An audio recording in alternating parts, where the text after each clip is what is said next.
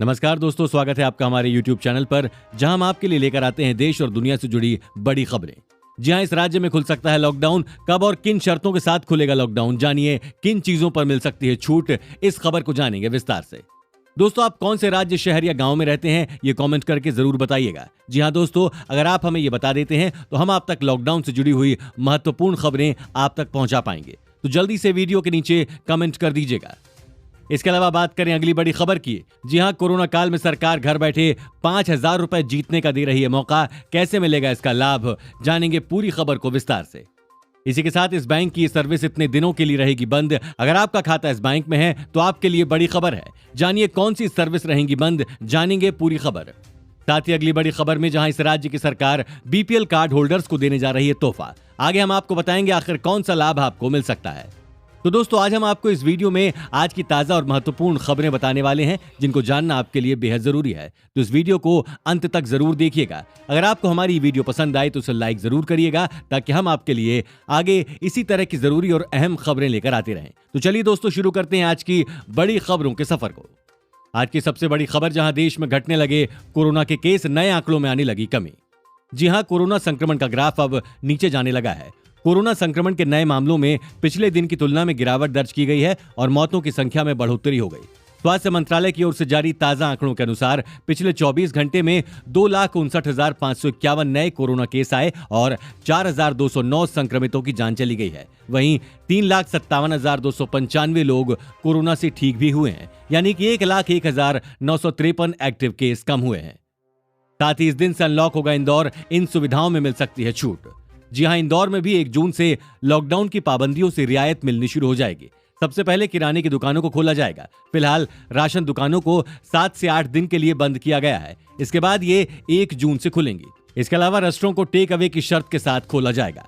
SBI ग्राहकों के लिए बड़ी खबर, कुछ दिनों के लिए बंद रहेंगी ये सेवाएं। दोस्तों, एसबीआई के खाता धारकों के लिए बड़ी खबर है। देश के सबसे बड़े बैंक एसबीआई की डिजिटल सेवा 23 मई को 1:45 बजे तक बंद रहेगी। यानी इस दौरान अगर आप कोई ट्रांजैक्शन करना चाहेंगे तो नहीं हो सकेगा। हालांकि जैसे ही काम पूरा होगा ये सुविधाएं फिर शुरू हो जाएंगी। अगली खबर में, केरल में 30 मई तक लागू किया गया लॉकडाउन, सख्त रहेंगी पाबंदियां। कोरोना वायरस महामारी की वजह से केरल सरकार ने राज्य में लॉकडाउन की अवधि को 30 मई तक के लिए बढ़ा दिया है। इस दौरान राज्य में पाबंदियां पहले की तरह ही लागू रहेंगी। राज्य में मेडिकल और अन्य जरूरी सुविधाओं के अलावा किसी को सड़कों पर घूमने की अनुमति नहीं होगी। साथ ही दिल्ली में नियमों के साथ लॉकडाउन में दी जा सकती है छूट। जल्द अनलॉक हो सकता है राज्य। दोस्तों, दिल्ली में लॉकडाउन से प्रतिबंध हटाने को लेकर सीएम अरविंद केजरीवाल ने बड़ा ऐलान किया है। मुख्यमंत्री ने कहा है कि उपराज्यपाल अनिल बैजल के साथ चर्चा के बाद ही इस पर कोई निर्णय लेंगे। वहीं अगर खबरों की माने तो 24 मई के बाद दिल्ली में कुछ शर्तों के साथ अनलॉक लागू किया जा सकता है, जिसके तहत बसों और मेट्रो को 50% यात्रियों और दफ्तरों को भी इसी संख्या के साथ खोलने की इजाजत दी जा सकती है। बीपीएल परिवारों के कोरोना मरीजों का खर्चा उठाएगी इस राज्य की सरकार। हरियाणा में बीपीएल परिवारों को सरकार बड़ी राहत देने जा रही है, जिसके तहत बीपीएल परिवार के कोरोना मरीजों के उपचार का सारा खर्च अब सरकार उठाएगी। पहले बीपीएल परिवार के मरीजों को 35,000 तक की वित्तीय सहायता देने की घोषणा की गई थी। इसके साथ ही खट्टर सरकार ने राज्य में जल्द मुफ्त राशन वितरण करने के निर्देश भी दे दिए हैं। अगली बड़ी खबर, जहां कोरोना वैक्सीन लगवाइए और ले जाइए 5,000 का इनाम, सरकार ने शुरू किया अभियान। जी हां दोस्तों, केंद्र सरकार लोगों को वैक्सीनेशन के लिए प्रेरित करने के लिए एक अच्छी टैगलाइन के साथ अपनी वैक्सीन लगवाने वाली फोटो शेयर करने पर 5,000 रुपए जीतने का मौका दे रही है। इसके लिए आपको एक छोटा सा काम करना होगा। MyGov इंडिया ने ट्विटर पर इसका लिंक शेयर किया है, जहां आप अपनी फोटो शेयर कर सकते हैं। अगली खबर में, जहां दिल्ली में कम होने लगे कोरोना के नए मामले, जाने कितना रहा पॉजिटिविटी रेट। दिल्ली में पिछले 24 घंटे में 3,009 नए कोरोना मामले सामने आए और 252 लोगों की मौत हो गई। दिल्ली में कोरोना केस का कुल आंकड़ा 14,12,959 हो गया है। इसी के साथ राज्य में पॉजिटिविटी रेट 5% के नीचे पहुंच गया है। पिछले 24 घंटे में दिल्ली में पॉजिटिविटी रेट 4.76% रहा। 4 अप्रैल के बाद पहली बार इतना कम पॉजिटिविटी रेट रहा है। यूपी सरकार के स्कूलों को निर्देश जारी, छात्रों को प्रमोट करने की तैयारी में सरकार। जी हां, यूपी बोर्ड 10वीं के बोर्ड एग्जाम रद्द कर छात्रों को प्रमोट करने की तैयारी में है। बोर्ड ने प्रदेश के सभी संबद्ध स्कूलों से छात्रों के 9वीं के फाइनल एग्जाम के नंबर मांगे हैं। बोर्ड ने सभी स्कूलों को 24 मई तक ऑनलाइन पोर्टल पर छात्रों के प्रैक्टिकल और थ्योरी पेपर में प्राप्त नंबर अपलोड करने का निर्देश दिया है। छात्रों के 9वीं के स्कोर के आधार पर प्रमोट किया जा सकता है। साथ ही अब दिल्ली आने वाले इन लोगों को मानना होगा ये कड़ा नियम। बता दें कि दिल्ली आपदा प्रबंधन प्राधिकरण की ओर से एक आदेश जारी हुआ है, जिसके तहत अब आंध्र प्रदेश और तेलंगाना से दिल्ली होते हुए सड़क मार्ग से अन्य राज्य जा रहे लोगों को बिना रुके अपनी यात्रा जारी रखने की इजाजत होगी। यानी कि अगर इन दोनों राज्यों से आने वाले लोग अपनी गाड़ी से नीचे उतरें तो कड़ी कार्यवाही की जा सकती है। ब्लैक फंगस को लेकर अब यूपी में भी लिया गया बड़ा फैसला, उठाना पड़ा यह कदम। उत्तर प्रदेश में भी ब्लैक फंगस को महामारी घोषित कर दिया गया है। यूपी में भी इसके कई मामले सामने आ रहे हैं, जिसके चलते यह फैसला लिया गया है। इससे पहले गुजरात, तेलंगाना, राजस्थान, असम, ओडिशा, पंजाब और चंडीगढ़ इसे महामारी घोषित कर चुके हैं। अगली खबर में डॉक्टरों और फ्रंटलाइन वर्कर्स से बात करते करते भावुक हुए पीएम मोदी। जी हां, प्रधानमंत्री नरेंद्र मोदी वीडियो कॉन्फ्रेंसिंग के जरिए वाराणसी के डॉक्टरों, पैरामेडिकल स्टाफ और अन्य फ्रंटलाइन स्वास्थ्य कर्मियों से बात करते हुए भावुक हो गए। उन्होंने कहा, इस वायरस ने हमसे कई प्रियजनों को छीन लिया है। मैं उन्हें विनम्र श्रद्धांजलि अर्पित करता हूं और उन परिवारों के प्रति संवेदना व्यक्त करता हूं जिन्होंने अपने परिजनों को खोया है। सीएम अरविंद केजरीवाल ने इस परिवार को सौंपा 1 करोड़ का चेक। दिल्ली के मुख्यमंत्री अरविंद केजरीवाल ने एक और कोरोना योद्धा दिवंगत नितिन तंवर के परिजनों से मुलाकात की और उन्हें 1 करोड़ रुपए की सहायता राशि का चेक सौंपा। इसके साथ ही मुख्यमंत्री केजरीवाल ने कहा है कि पीड़ित परिवार को कोई दिक्कत न हो, इसके लिए मृतक की पत्नी को हम टीचर की जॉब दिलाने का प्रयास करेंगे। साथ ही देश में हो रही टीकों की कमी पर सरकार का बड़ा फैसला।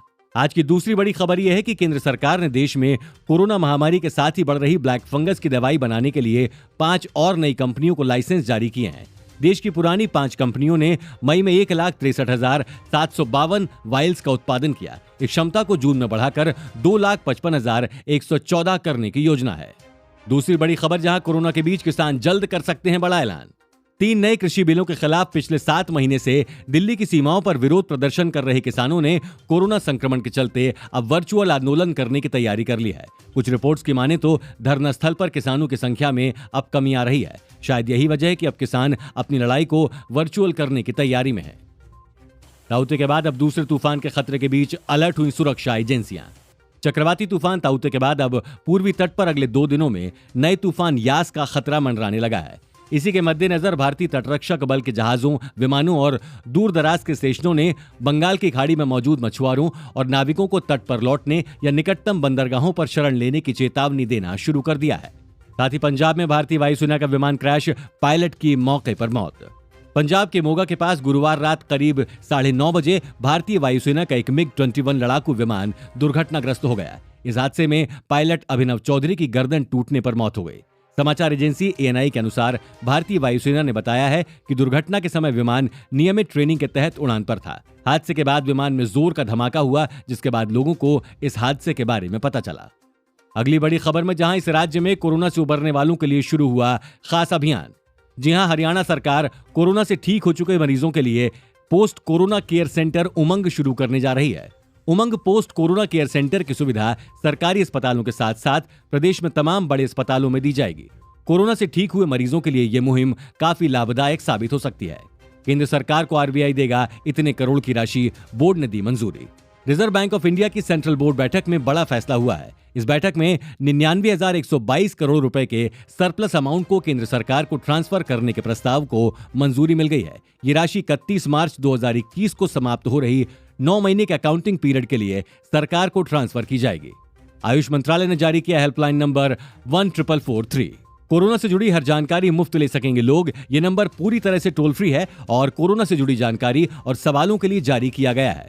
कोरोना परामर्श हेल्पलाइन नंबर सप्ताह के सभी दिनों में सुबह 6 बजे से आधी रात तक पूरे भारत में उपलब्ध रहेगा। तो दोस्तों, ये थी कुछ बड़ी खबरें। आप किस जिले से ये वीडियो देख रहे हैं, कमेंट में लिखना मत भूलिएगा, जिससे हम आपके यहाँ की खबरें भी आपको दिखा सकें। धन्यवाद।